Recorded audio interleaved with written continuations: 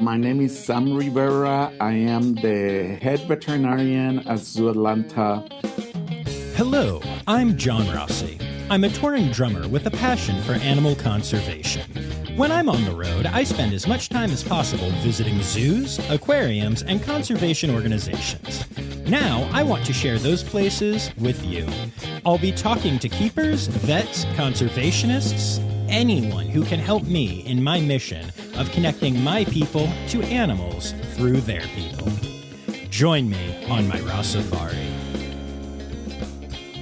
Hi, hello, how are you? Welcome back to the Rossifari podcast.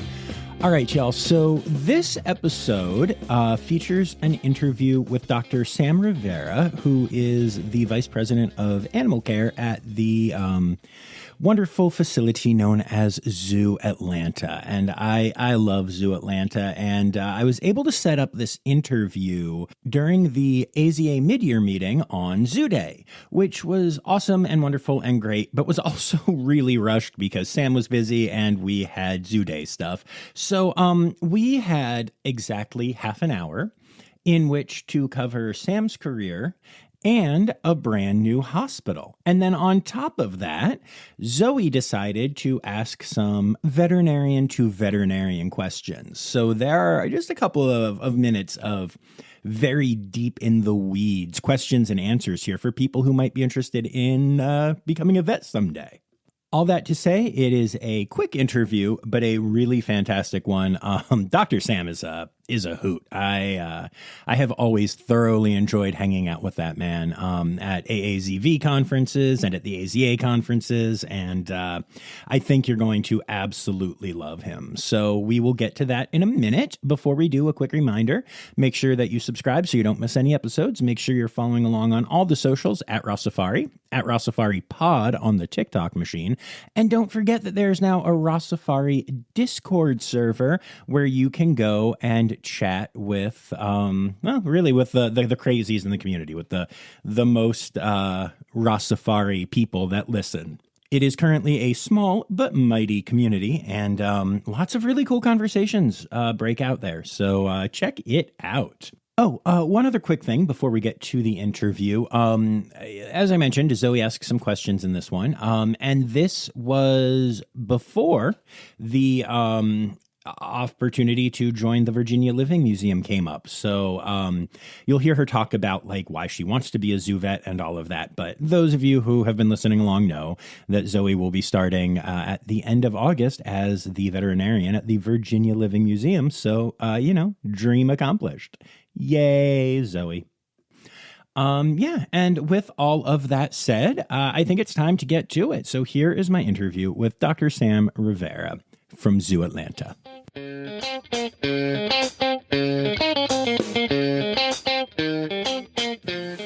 All right, so introduce yourself. Who are you? Where do you work? Yes, my name is Sam Rivera. I am the head veterinarian at Zoo Atlanta. I'm the vice president of animal health. I oversee the veterinary department and the nutrition department at Zoo Atlanta. Okay, very cool. Welcome to the podcast. Oh, thank you. Good to be here. So we have known each other for many years now, thanks to AAZV and everything. Yes, long time. And it is nice to finally get to share you with the rest of the world. Great. Thank you for the opportunity. Yes. So tell me what your story is. You're here now and you're this high and mighty person, but what was little baby Sam like? And when did you know you wanted to be a vet and all that stuff? Oh, it was a long, long road. I'm originally from Puerto Rico. Okay. I was born and raised in Puerto Rico. Growing up, I loved animals, just like many of us. You love animals. I remember for Christmas, I wanted my little zoo animals so I could have my little zoo at home growing up. But as I got into high school, I actually wanted to go to the Air Force. Oh. Because I love to travel, and I thought, I could become a pilot, and then eventually I could go commercial. So I had this perfect plan my high school year. That's what I was going to do. Then I went to one of our career counselors gave a talk to the whole graduating class. And then he started talking about passion. Don't do something because you want money or, just what are you passionate about? And that's what you should pursue. And that's when I started rethinking about animals. and getting a career in animals. And I actually went to school thinking that I was going to work with farm animals. I went to animal science my first year. And that year in Puerto Rico, I went and volunteered. Someone told me you could volunteer at the zoo. And I'm like, great, I want to do that. So I went and volunteered. And it just so happens they had a position with the vets at the zoo. Okay. And I'm like, awesome. And that was the point. I clearly remember my first day. This is what I want to do. I want to be a zoo vet. That's awesome. So we don't have vet schools in Puerto Rico. So I had to think about where I wanted to go. I ended up applying to a bunch of different schools in the States.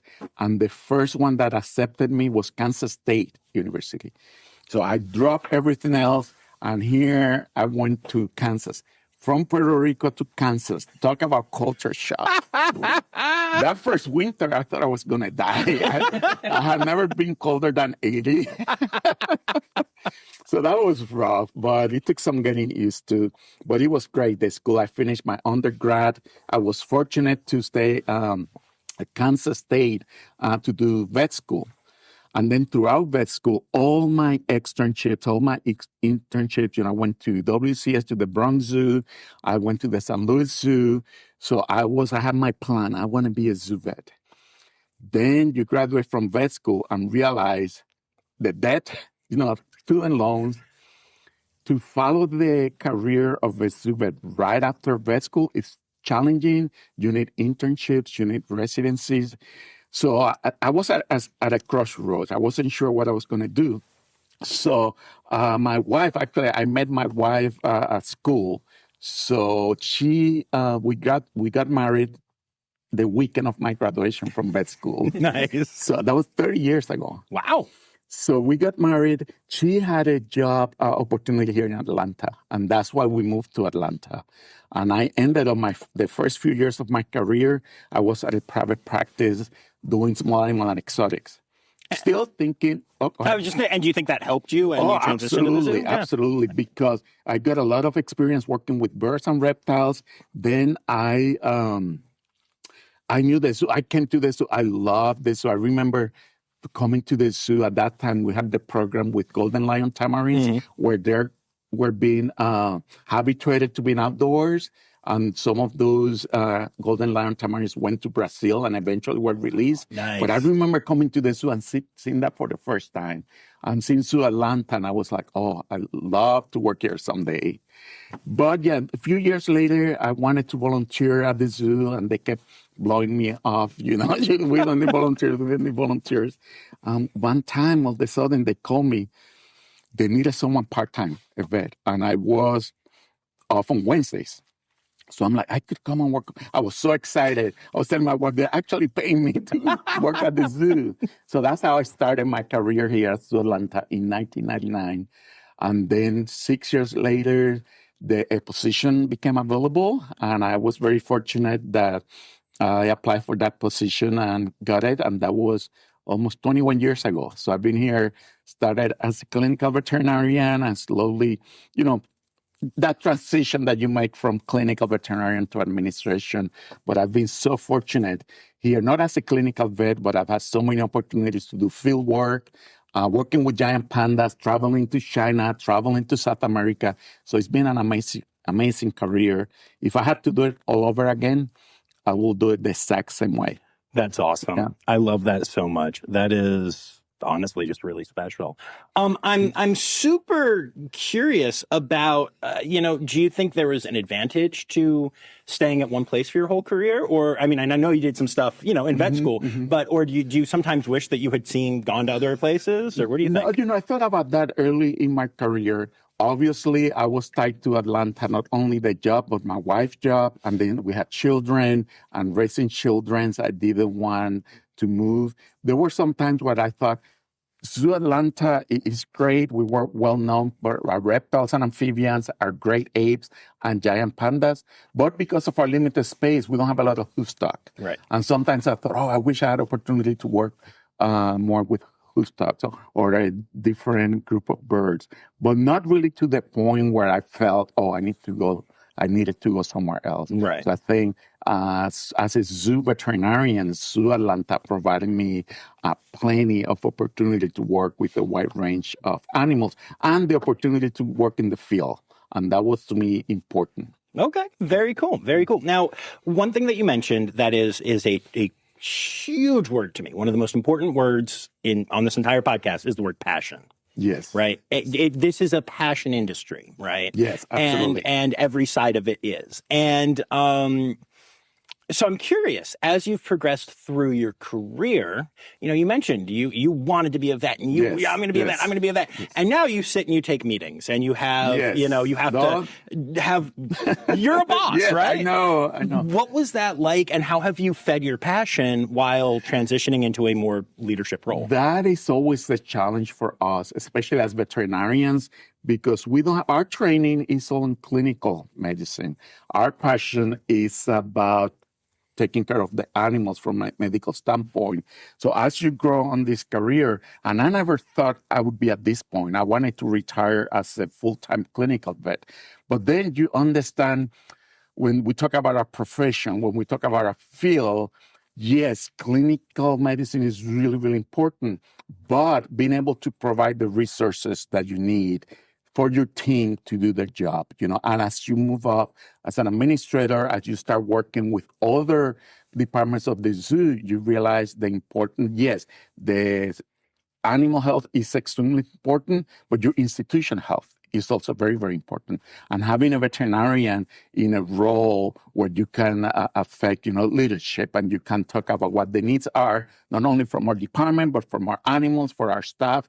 So I think that I've been pleasantly surprised with the opportunity to be able to provide, from a different perspective, provide what we need to care, not only for our animals, but also for our staff. And that's important. Yeah, no, that is important. I'm glad that you're able to kind of find that passion as you've come into it. That's really cool. So, go ahead. I was just going to say, I still annoy the vets because when we're doing something really fun, I want to be there. I'm like, I want to be there when we do that gorilla. I want to be there when we do the elephant. So they get a little aggravated sometimes at me because I'm inserting myself.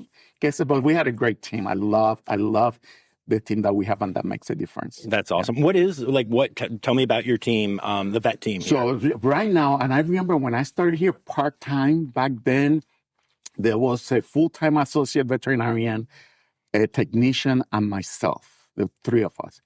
Fast forward to now, where we actually, a year and a half ago, moved to a brand new veterinary facility, and we have 10 people on our team. Oh my goodness. So we have, including me, we have 4 veterinarians. One of those veterinarians is a resident. We joined the University of Georgia and the Georgia Aquarium on a residency program.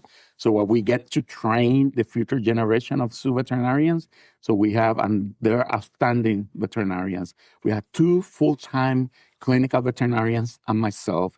We have a hospital administrator who by training was a veterinary technician. We have 3 veterinary technicians and 2 hospital keepers. So that's what it takes, to do the best we can for our animal collection. Wow, that is an incredible team. That's awesome. It is. And it's of course, great. You have a big team. You have this big brand new building, which we'll talk about in a minute. There's a lot going on here. Yes. I'm curious, what are some of the species that you're most passionate about? You see, this is a tricky question because I want to upset some of the keepers. So let's keep this between the two of us, okay? I love working with gorillas. Nice. Gorillas were one of the first animals as a part-time vet that I had the opportunity to come and interact with and learn from. So gorillas, the way I look at this, if I have to retire and work at an animal sanctuary, what animals could I work, with a single species? Right. Gorillas are at the top of the list. Elephants are at the top of the list. Rhinos, giraffes, and even though we don't have a lot of hoofstock, I do love working with hoofstock. Okay, so you like the big ones. Yeah, well, I like the big ones, yeah, and the most challenging ones. I was just going to ask. I assume there are challenges there. Megavertebrates, working with giraffes, rhinos, they're challenging. Right. And that's part of the appeal, too, that you need to bring together so many resources to do the best you can for them. And I love that part. That's really cool. I dig that. So you should have said red panda, though, just saying. Red pandas? No. That's fair. I'll let it slide. I didn't say that. No, they I love working with red pandas, but working with red pandas as a retiring sanctuary. All they do is eat and sleep. I think so do I. Come on now, you got to put me down like that. Sorry. Okay, we'll add red pandas to the bottom of the list. Okay, fair. No, that's fair. I don't know if I've ever had the chance to tell you this, but when I was first getting into red pandas, I first kind of discovered them and stuff. And very early on in my love affair with them, I came here when Iggy was here. Oh, Iggy, and early on, one of my first episodes was with Danica, who was a keeper here at the time. Yeah.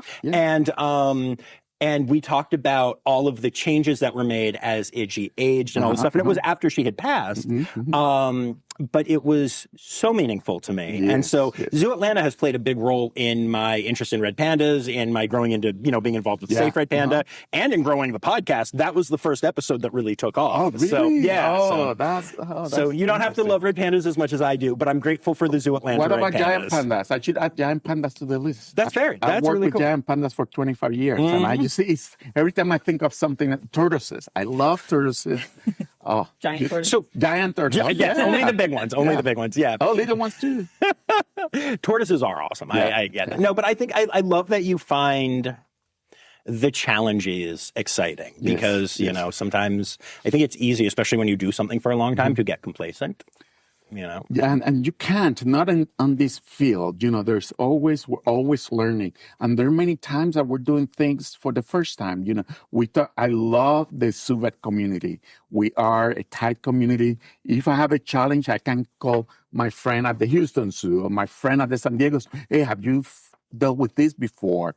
We help each other quite a bit. So it's, despite the challenges that we have with our animals and the innovations that we have to bring to our field, we have a great group of colleagues that are always willing to help. Absolutely. I've met so many of you. It's fantastic. The Super Conference, you're always there. Well, and let's talk about that. So obviously the AAZV is what we're talking about here.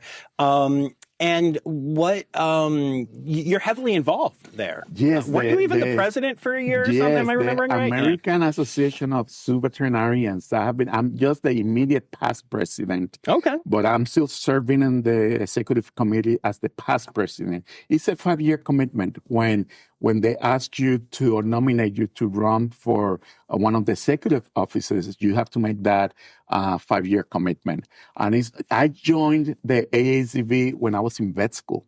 I was passionate back then. So I've been a member since the early 90s, maybe 1992.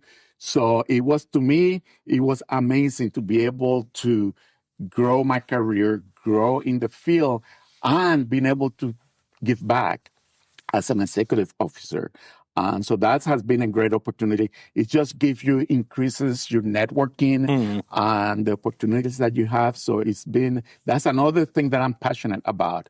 Organization, whether it's the AACV, now I'm becoming more involved with the AZA. So that is, again, take some of your time away from the other things you want to do, but I think it's important to be able to dedicate the time to this. Yeah, no, I agree 100%. And I think that networking is so huge. I was actually just telling Gavin here that I feel like I get more done at a conference in a week than I do emailing people for months. Yes, I get so much done. But now the other vet in the room would like to say stuff. Zoe, go ahead.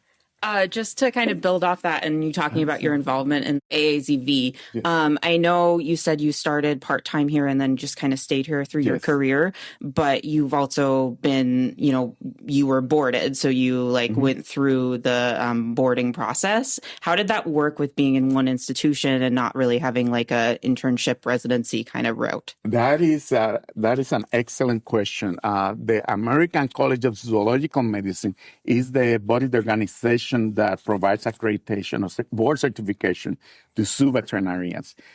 There are 2 paths that you can follow, and this is now some of the board, the professional boards. Some of them are a little bit more challenging, but the American College of Zoological Medicine obviously is a very challenging exam, but they provide you 2 routes to become board certified. One is through the residency path. The purpose of the residency is to train you and prepare you to take the boards. They know that not everybody can do that route, and we have so many excellent veterinarians that have not gone through that path. But they do offer an alternate path, which is a career-based path. You have to have been in zoological medicine for so many years. You have to complete the requirements for publications, and that's the path that I took, the alternate path, based on my experience. Mm-hmm. I feel like that would be the harder path, honestly. It was the hardest and the longest path, but again, if I had to do it all over again, I will do it the same way because I really enjoyed that early career in private practice, working with pet companion exotics, mostly reptiles and birds. Makes sense. Yeah. Very cool. Did you have other questions? Yeah, but it's fine. Okay. Ask. Ask. Yeah. Ask here. I'll just give you mic. Okay. This is just my podcast. Yeah, it's my podcast. The Rossifari, podcast. How did you go about getting publications and kind of going through that route, getting involved in research? The publication requirement was the most challenging for me. Mostly coming from private practice, not being trained in academia makes it a little bit of a challenge. So I had mentors. I had board certified mentors that helped me, not only help me with my publication, but also help me identify a research program. I've always liked research. I did a combined DVM and master's degree. So even from early on, I was interested in research. So it was a question of identifying a project that would be suitable, for publication in a field. And I had a lot of help from different colleagues. Cool. Yeah. How personal can I get on this? Yeah. So I'm a veterinarian. I graduated 5 years ago. I've been in private practice, but I'm interested in getting into zoo medicine. And I'm right now kind of figuring out, do I want to just try to get a job? Do I want to do an internship, residency? I guess what advice would you have, or what are you looking for with like your residence or that kind of thing? Yeah, for those interested, and even when I talk to vet students a lot that they're interested in the field. And it's, like I said earlier, it's really difficult to go from vet school into the zoo field. You need that clinical experience, that clinical acumen. Your brain, you have to train your brain to become a diagnostician. Like we all know, the animals don't talk to you, so you have to rely on what the owners or the keepers are telling you. What clinical signs are you seeing? What is the history? What's happening? You have to put all that together. It takes time, especially with zoo animals that hide illness really well. So it is important for someone to build that foundation working with domestic animals. I love surgery. So most of my surgeries I learned with dogs and cats. And then from that, you transition to doing surgery in exotic pets, where you have to have those skills honed very well. So I always tell students, whether you go small animal route, wherever you can get that intense clinical experience, and then start working towards the career, towards the zoo path. When I was in private practice, I was doing a lot of wildlife too. We would do as a free service, people will bring injured wildlife, and they could be treated and rehabilitated to be released. We would provide service, and I learned all my bird orthopedic surgeries working with birds of prey. Yeah. So you find opportunities, create those opportunities, build that experience for you, so that will make you a very valuable asset for whichever institution you may end up in. Yeah. And I guess that's kind of where I'm at now. Is I feel like it's taken me this long to feel like I am a doctor. Like I know how to do doctor things. Exactly. And it takes a really long time to get there. And now I'm like, I want to do this for a wider variety of species. And that's always what I wanted to do. Like I want to know about all the species and be able to take care of all the species, and it's hard to get there. Yes, and I remember I mentioned earlier my first experience with gorillas and why I'm so passionate about gorillas. And I remember the very first time I had to go look at a sick gorilla, and I was intimidated because I was coming for private practice. I had never looked at a sick gorilla. And the curator is standing next to me asking me what I'm going to do. And I'm like, I don't know. I was like, I need to go back and look this up, but I get back to you. So it was a limping gorilla came in. It was sore. I was thinking a dog, when a client brings a dog that is limping, maybe, pull a ligament or something or took a bad step. And that's the exact same approach. the approach that I used to treat that gorilla at that time was the same approach I would have used in private practice for. And that's what I mean. Just having that background, strong background, is very helpful. Yeah. And the gorilla did great. Yeah, great. Yeah. So I guess when you're like hiring vets, so either as an associate or like looking at residents, you do value that like private practice experience. We look at both. We look at the wealth of experience. And right now, there are very good and strong residency programs that train really good clinical veterinarians. But I have many colleagues that make the path transition similar to mine, where they went from private practice into zoo medicine, including one of our veterinarians. She's an excellent Dr. Kate. She's been with us for, I think, 13 years now. She came from private practice also. Yeah. And we also have Dr. Megan, who did residency training. So we'll look at both at everyone, and based on their skills, that's what we go with. Yeah. Okay, you can have your podcast back. Cool. All right. Wow, we have 15 minutes left. Cool. Thank you. Well, less than 15 minutes because I have to run. Yeah, maybe 10. I got you. So here's what we're going to do right now. Yes. Now that Zoe has her career figured out, thanks to you, we are going to go for a walk. I'm going to. You're going to show me some of this new hospital, and I'm going to hit a button here quick and. Okay, if you felt a little vibration. If not, don't worry about it. I see it's recording. Oh, yeah, we're good. But so that'll just give me some extra just in case as we walk around. And you can talk us through this new place. And we're going to come back here real quick just to grab stuff. That's okay. Yeah. Cool. Thank you. Appreciate it. I'll let you guys have 10 minutes. Thank you. Yeah. Don't worry. I won't let you be late. I respect your time. That's okay. So this is one of the things. This area is public education. Can bring tours in here. So here is our ICU room where we will hospitalize some of our smaller animals that may need intensive care, mostly birds and reptiles. Okay. So we have our treatment room here, and the public, when we don't have anything going on or we have procedures, we have cameras all over the treatment and surgery, so we can project that here. So when they have guests, they can look into what we're doing. That's really cool. Now I'm curious. You're a talker. You're like me. Yes, I'm coming back here. I'm just going to turn a light on. Cool. But was that a hard transition for you, having things be more public, having like the public watching you? Or not really, because it doesn't. They come and watch what we're doing, but our focus, our concentration is on what we're doing. Sure. Yeah, of course. Yeah. But the main thing I want to highlight about this facility, we went from a 1,600 square foot facility to this building, almost 17,000 square foot. So we can provide the highest quality care. The highlight of this facility is right here. Oh, we have a CT room. Yes, of course. Yes. I understand how exciting this. Oh my gosh. It's like a full size CT. This is amazing. Yes. So we are able, this elevates the practice, the clinical services that you can provide. And it's really amazing. I wonder, how did we practice without having a CT now? Right. We used to take animals off grounds, to specialty clinics or to the veterinary school for advanced diagnostics. Right. The fact that we can do that here now has been amazing. That's really cool. I love that so much. Yeah. Actually, my arm's been kind of bugging me. Can I hop in quick and you can? Yeah. Let me get a needle. I do it. Oh gosh. Oh god.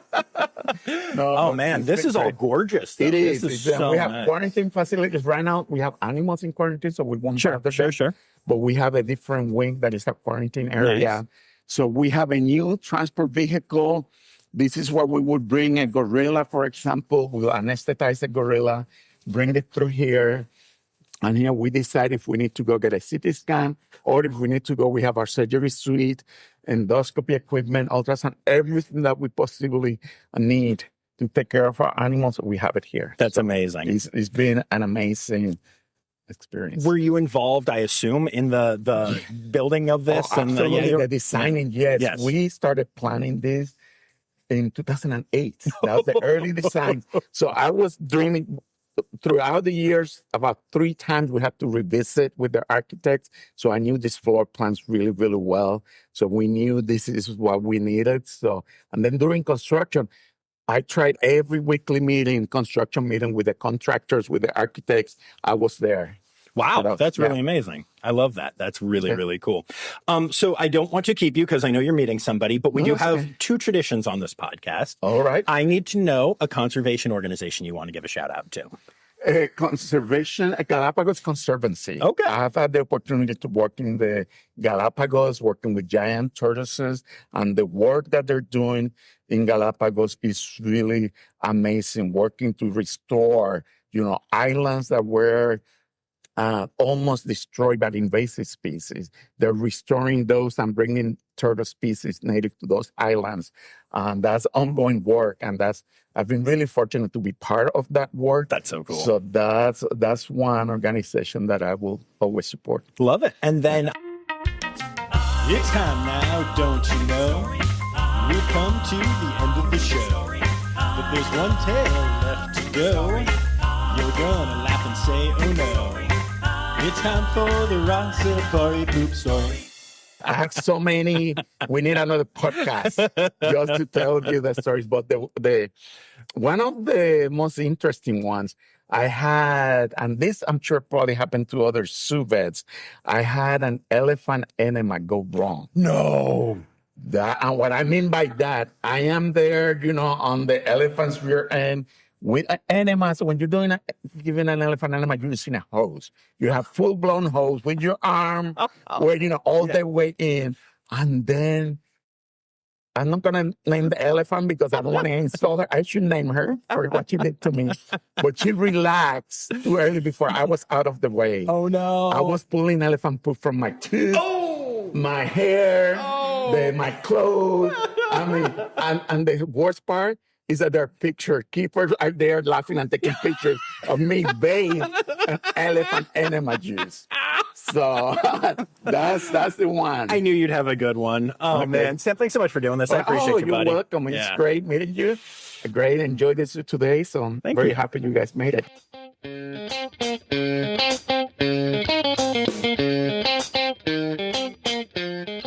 And don't worry, y'all. I made Dr. Sam and the team at Zoo Atlanta promise that we could have him back on for more words, because just that wasn't enough words.